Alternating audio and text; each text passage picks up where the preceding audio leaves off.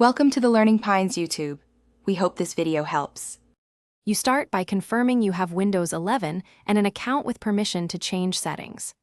Open Settings now with Win+I. That gets you straight to System Options.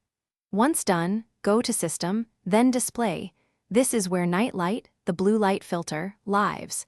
Make sure your display drivers are not pending updates because drivers affect color controls. You're taking the first actionable steps.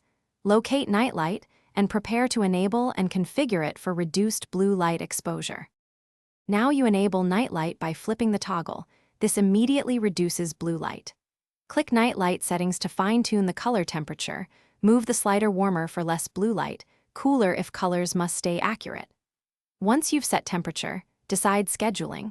Use sunset to sunrise for automatic timing or pick specific hours to match your routine. Make sure your location services are on if you choose sunset to sunrise. These middle steps balance comfort versus color fidelity for daily use. Finish by testing with different content, text, photos, and video to ensure the color temperature feels right.